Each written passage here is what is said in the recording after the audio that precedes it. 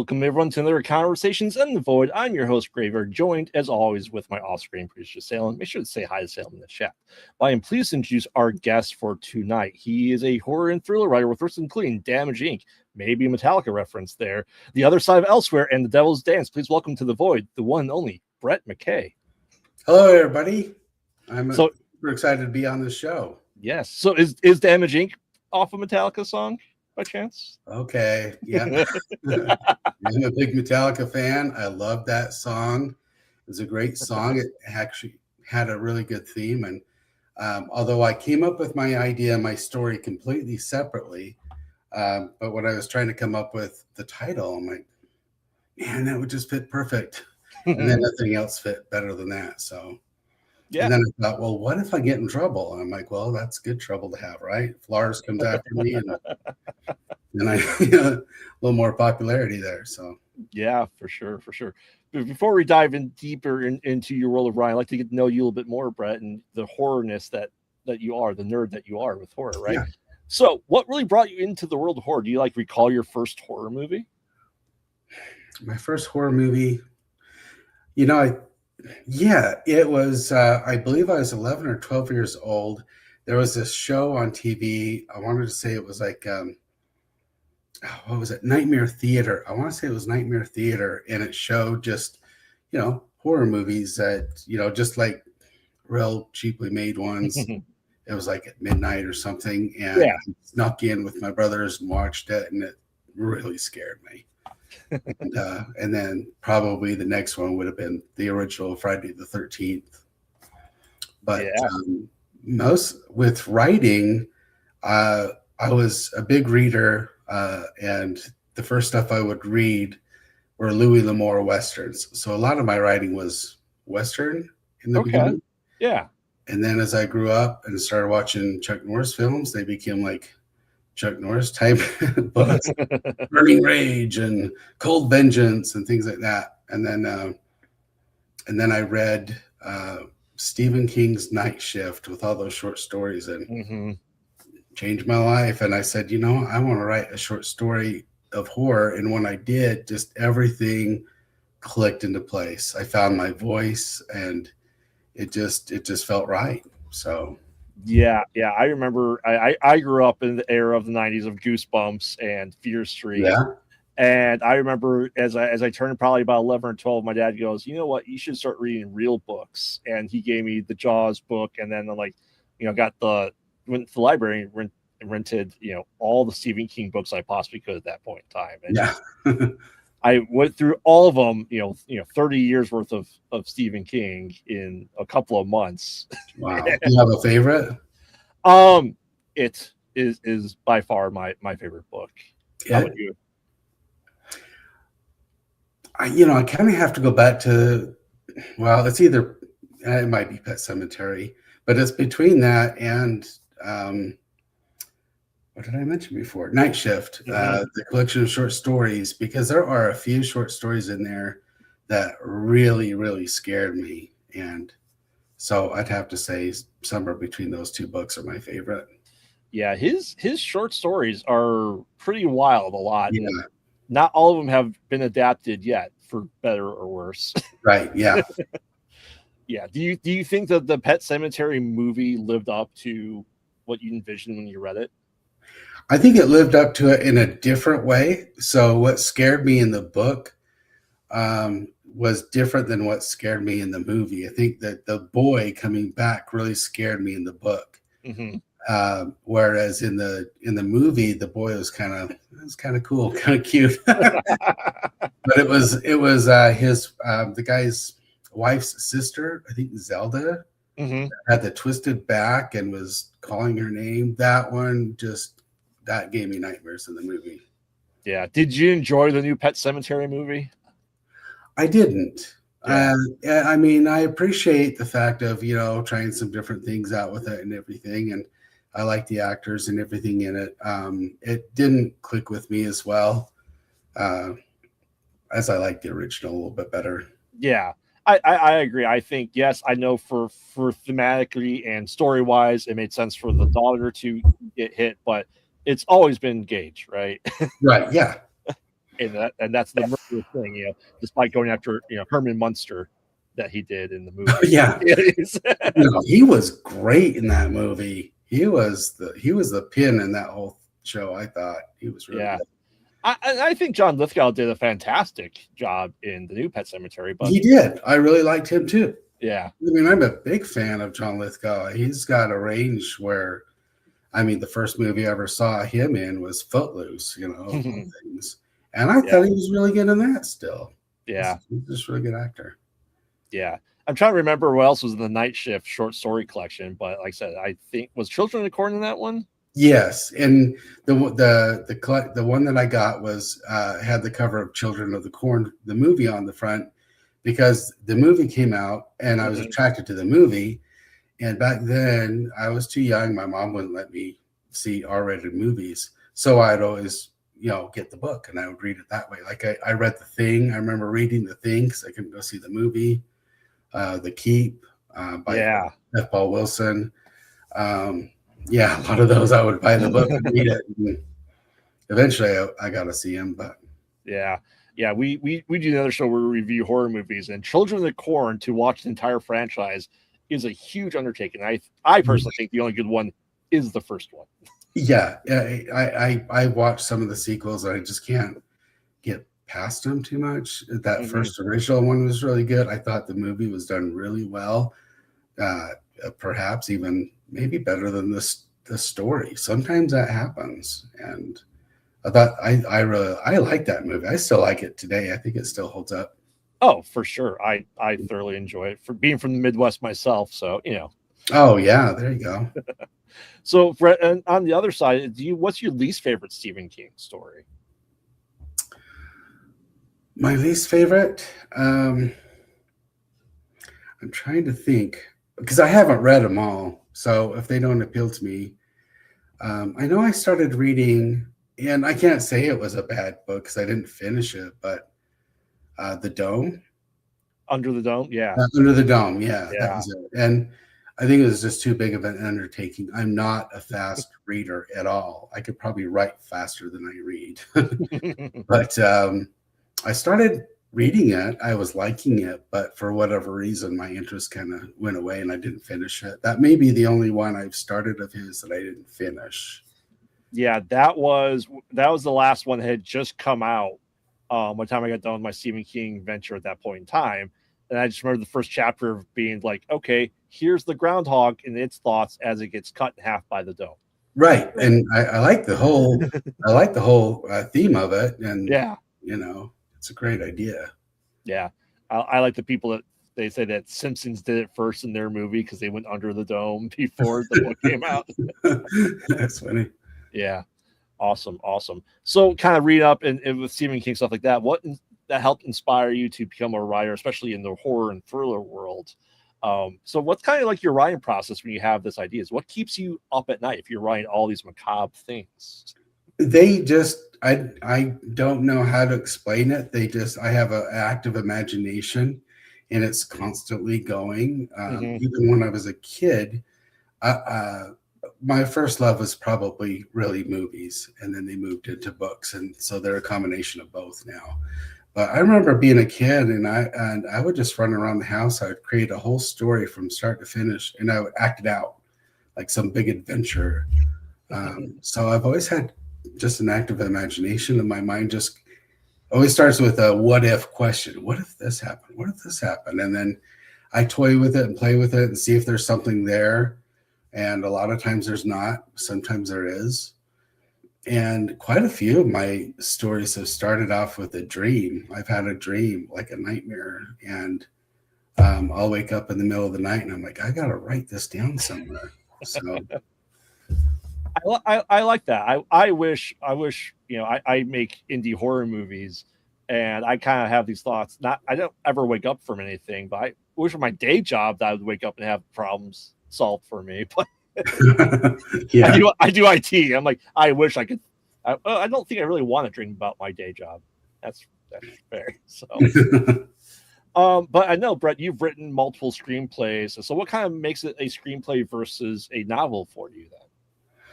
It's a whole different beast, and it's one that's a lot of fun for me. I When I was in high school and I was writing short stories and everything, and my mom, something in the newspaper was something about, hey, go to this seminar to learn about screenwriting. I'm like, oh, that sounds cool. So I went to it, spent the whole day.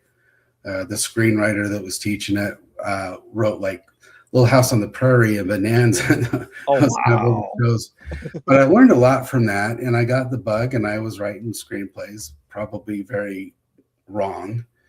And then much later, after I was married, another thing came in the paper. Someone else was holding a class about it. So I went to her class. She ended up becoming an agent, and she represented me for my screenplays for a while. And I learned so much from her. And she had me actually be kind of an acquisitions editor for her. And I was reading everybody else's screenplays as they submitted them. And there were some bad ones. You know? But and that actually, the bad ones always give me hope. Like, well, if this got made, we should be able to make mine. It's not near that bad, but And yeah, I think it's great. I know a lot of people that write off screenplays that you like. Okay, I can't get the rights. I can't make this, so they do turn it into book, which is also really good. And are you still pitching your screenplays out then to people? Any things you can talk about without that? I am. So a few years, I guess it would have been 2012 or earlier than that. I got back into writing books, and I wrote a book, and it was Damage Incorporated. Mm-hmm. And then I was trying to get that published, and I kept submitting it, and I kept looking around, and I found this indie company called Damnation Books, submitted to them, and got that published. And then from then, it just kind of rolled, and I just kept writing books.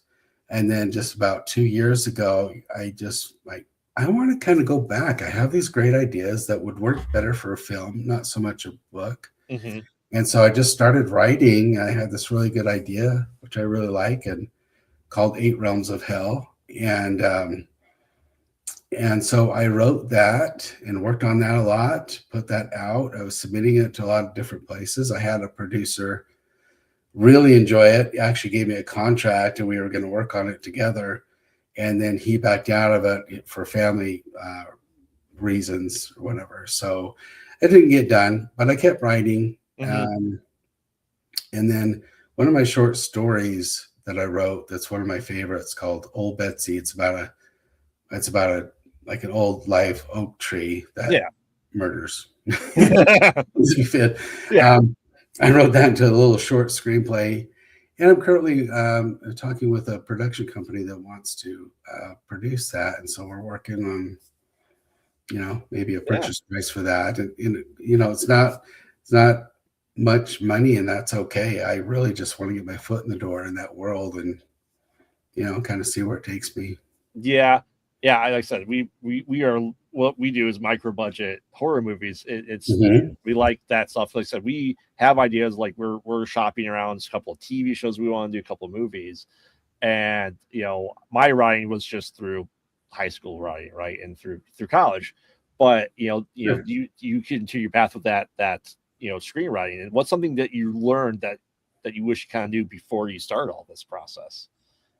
Well, I was writing screenplays like the way I learned it years ago, and it's actually changed a lot. Some of the formatting, a lot of it was like, oh, at the end of the page, you want to write continued if it's breaking up someone's dialogue, and you want to do this end scene and dissolve to this and that. And when I was working with that producer, he said, cut all that out. Everyone wants things to they just want to read it and have it flow together.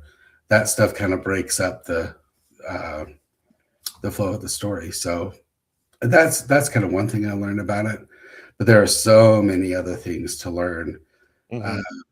And every time you think you've written something and it's great, and it may be, but you need another person and a professional editor or somebody that's in the business to look at it and give you ideas on how to change it. Because like 8 Realms of Hell changed several different times, and now the whole theme is is surrounded about something different than what it started out as, and I think it's a lot better for it. So, and I think the same as with books. Anytime you write anything, and I've made the mistake of putting stuff out there like I know what I'm doing, you know? And then I get reviews back like, people, what the hell is this guy doing? He made this mistake here, this error here, and I'm like, okay, I need help. Everybody needs help.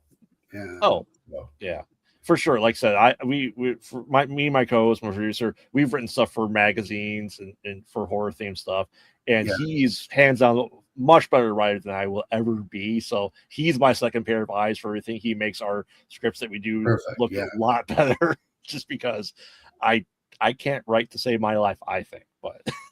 Well, I think we get everything's in our head, in our vision, and it's beautiful. Mm-hmm. But we don't know how it presents itself to other people when they read it, and so getting good constructive criticism back is actually really good. I remember the first time I worked with an editor editing one of my books. I'm like, I was so excited to actually finally talk to somebody who could give me an honest answer and mark my thing up with so much red. Yeah.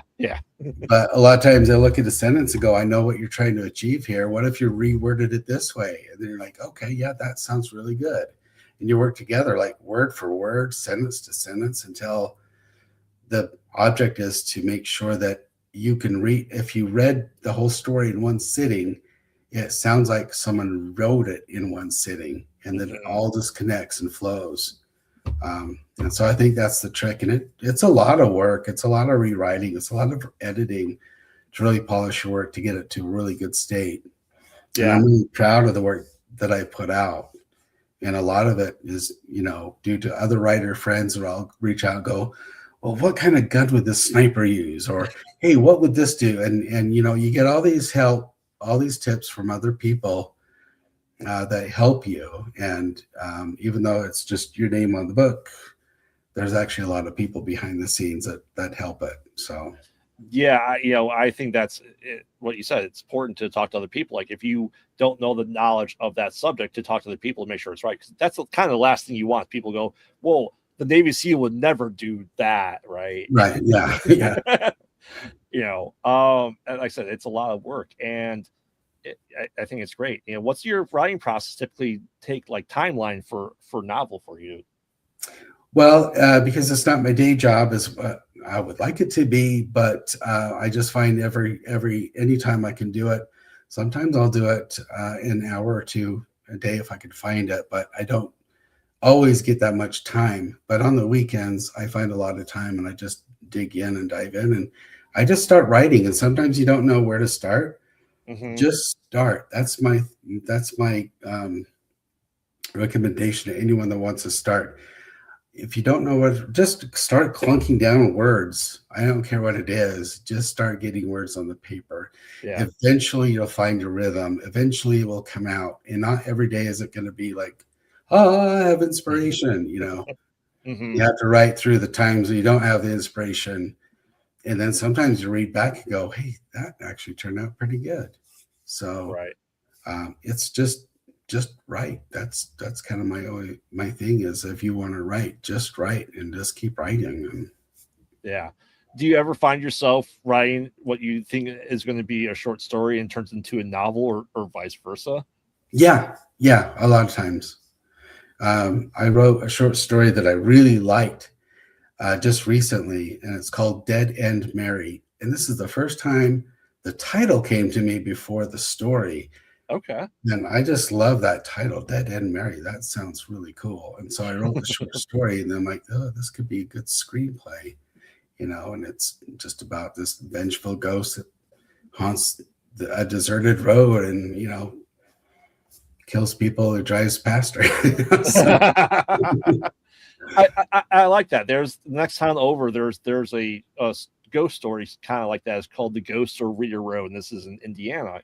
And it's supposedly like if you pick her up, she'll hitch a ride, and then by the time you get to the end of the street, it'll go past the cemetery where she's buried, and she'll just disappear out of the back of your vehicle. Okay.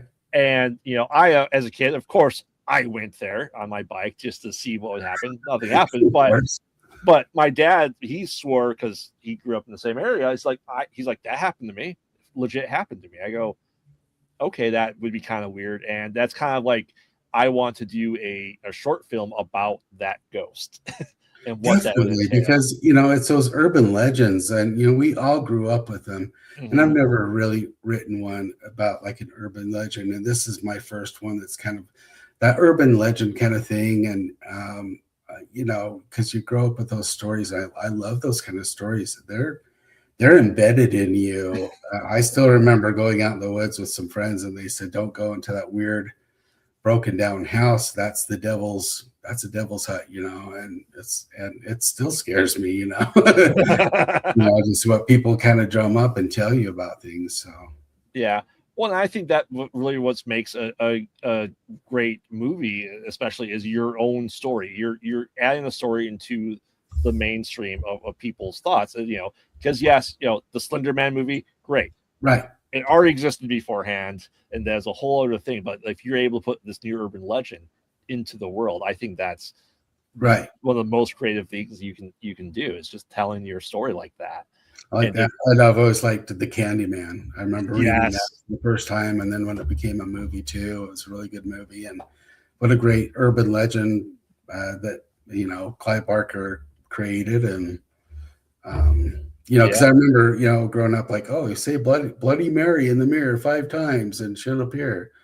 Yeah. So when they did Candyman, it was kind of a lot the same way. Yeah, if I start to say Candyman multiple times in a row, my wife will immediately slap me and tell me to stop. You're at number 4. You better stop. Yeah. Well, I think that's what makes horror, I think, so relevant, is you can go to a place and you can just say Candyman, and on the childhood playground, people are saying it, like everyone immediately knew what it was. Right. Yeah. And I think they said it's ingrained into our subconscious, and it works, and it helps frighten people. And that's why I think horror is so great, because it's a way to instill fear just through words. Yes. And horror is it's my favorite genre, because you can do everything with it. It can encompass drama, it can encompass comedy, and then horror. It's and thrill and suspense and mystery, and it can encompass everything that's really good about a movie. I think Aliens, the second Aliens, is the one that's inspired me the most. Like, that's a perfect film to me. That's what I want to write. I think, is that how you got your name, the pod? Yes. But, yes, it is. Yep. I remember that line similar. But I remember watching that movie at the theater. I'm like, man, I want my stories to have the action, the atmosphere, the horror, the heart, drama, everything. Maybe it was sprinkling of some mob bosses in there, right? Yeah, of course. Yeah. Yeah. That's awesome. Yeah. And I gotta ask, with all that stuff, like I said, this keeps you up at night, right? Just you have that notepad next to you. I mean, is there ever something written so much that like it scares you as the author, and that's what makes you go forward with the story? Yes, and sometimes I'm like, I don't know that I should be writing now. But I used to write at night a lot, mostly. No. I used to write at night a lot, and I would be alone, and I'd be so into it that all of a sudden I would be like looking over my shoulder, just worried something might be coming up. And my wife always laughs too, because when we're leaving downstairs and going up the stairs, I have to kind of run. So it might be coming after me. But what are your own creations? Yeah. I mean, I think when you have an active imagination that's constantly going through story ideas, and especially in horror, that's where your mind is always sitting. Well, you're going to be like scared of everything. Oh, for sure. We watch horror movies a lot at our house, but when my wife always goes, all right, let's put something happy on before we go to bed. Yeah, exactly. All right, Brett. Well, we're going to get into these wrap up questions here. We're just about that time. I got to ask, you always say this. How early is too early to set up your Halloween decorations? I don't think there's a date. Thank you. Yeah, I like my wife is huge into Halloween. She doesn't like haunted houses. She's too scared to go in those and things like that. But she's a huge avid fan. And so, yeah, sometimes early September, first part of September, we'll start putting up those decorations. And, Yep. and sometimes the neighbor's like, "What are you doing?" Like, especially some people really go to town. I mean, I'm jealous of some people's yards, but you have to start like a couple of months in advance to set some of that stuff up. So. Yeah, I've been saying for like a year or two now, I want to build a collapsible fence to put around our house as a graveyard. Yes, I would love to do that. Build a whole creepy graveyard. Yeah, but people in the town I live in, people just get those fake plastic iron fences that like Spirit Halloween, and like the town has gone like, you can't have fences in your front yard. Like, it's clearly not a real fence. Oh yeah, okay, like HOA regulations. Yeah, I just find it annoying. Like, just let us decorate. All right, Brett, what is your favorite scary movie? Favorite scary movie? Well, always used to be The Shining. Always really scared me. The one that Stephen King doesn't like. And I understand why now. I do. That one, but actually, as of late, I think the Conjuring, the first Conjuring, just creeped me out, and I think mostly because when I was a kid, and I was getting really scared one time at night, and I was alone in my bed, and I felt something tug on my covers. I could have sworn something tugged on it. It really pulled. To this day, I swear by it. So when I was watching The Conjuring and that started happening to them in bed, I'm like, oh hell, I'm done. This is way too scary. This is way too close to the. Yeah. So yeah, that one really scares me. And then even more recently, I think A24 Studios putting out some of the best horror stuff right now. It just. Yeah. Yeah, I completely agree. Yeah, we our film that we just shot in January. I was a paranormal investigator, so I had like a legit EMF detector, and I brought it home. My wife goes, "What are you doing with that?" I'm like, "Well, we'll just check the house. House." Nothing popped up. So yeah, that's good. She was glad. She was very glad. Yeah. All right, Brett. For movies, practical or CGI? Practical. Although I think CGI is a great new invention. And if it's used correctly in the right places, it's beautiful. But it just can't be I don't like it when they rely completely on it. The best example of practical to me is The Thing. John Carpenter's The Thing. I mean, and then you can watch the later thing that they made, and they used all CGI for it. And I'm like, oh man. Yeah. But I think that some movies can do really well using CGI strategically. I just don't like when they rely on it completely. So. Yeah. Unless you're trying to now make a cheesy 90s movie with bad CGI. Yeah. Which I'm going to do. I want to do that. No, there's nothing wrong with that. Yeah, for sure. All right, Brett, if you were going to knock on your door or an email tomorrow, is there an existing IP or franchise that you'd want to write the next screenplay for? Say that again. A franchise of? Is there an existing IP or franchise that you'd want to write the next entry for to get made into a movie? I think either Blumhouse or A24 right now would be like a dream.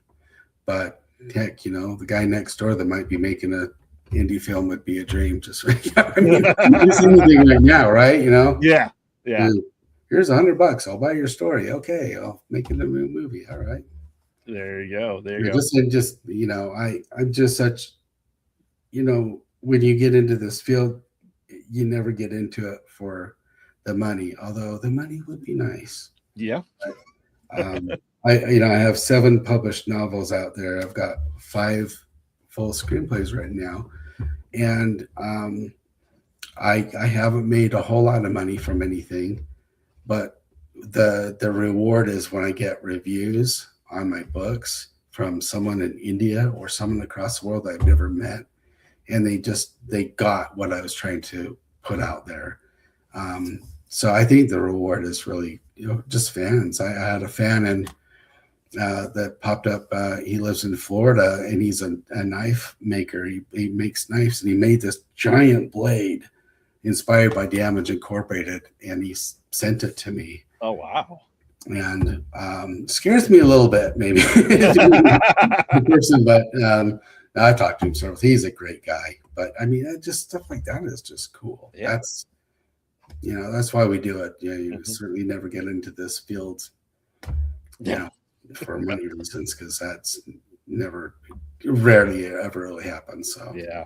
Have you been taking your works to cons and stuff like that? I have. I've gone to the World Horror Conventions. Those are fun. I met Jack Ketchum at one of them, if you're familiar with him. Yeah. And when I started reading his stuff, I thought, wow, this guy he's really got something.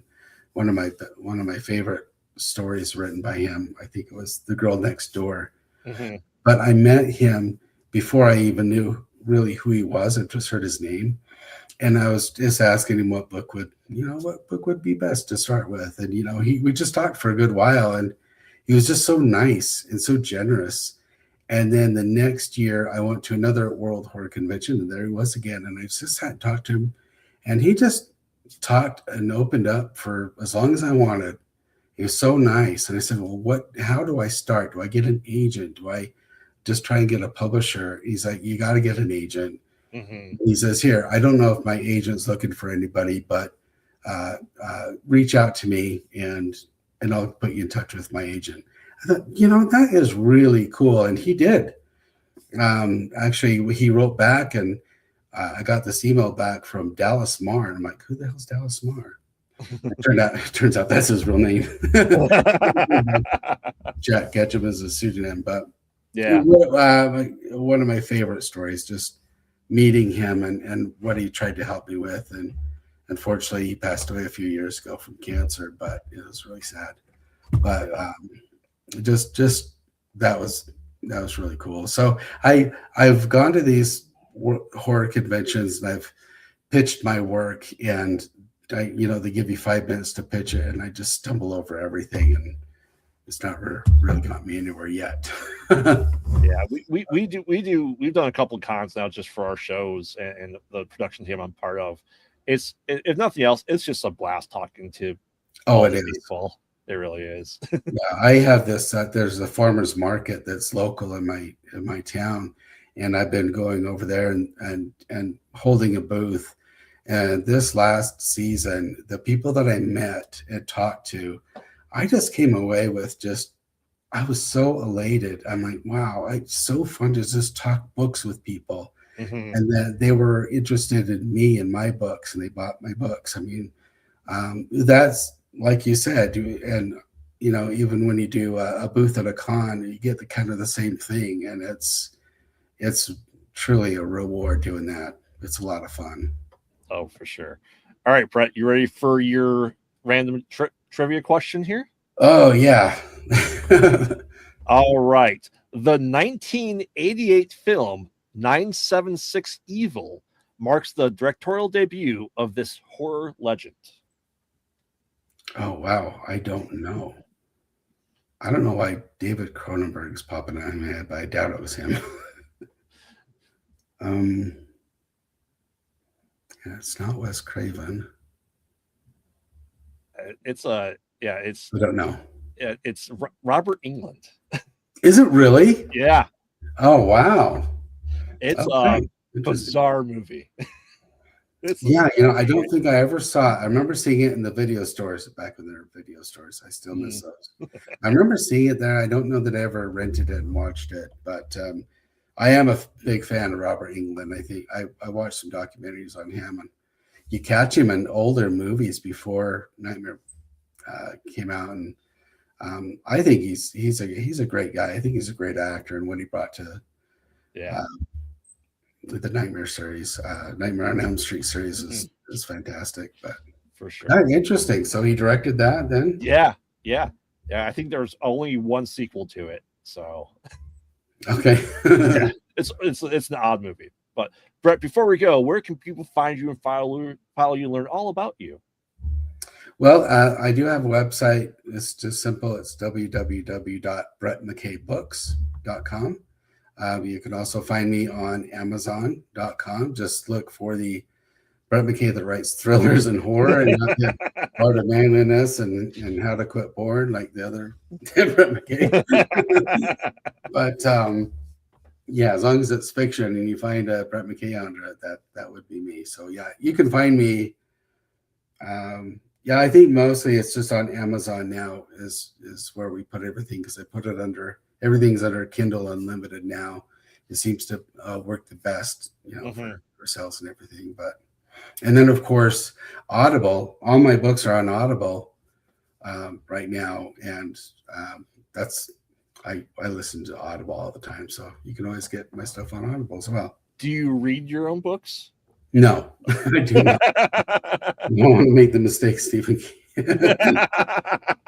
Stephen King has read some of his, and I'm like, yeah, maybe you shouldn't. I've had some really good people read my works. I had an Emmy award-winning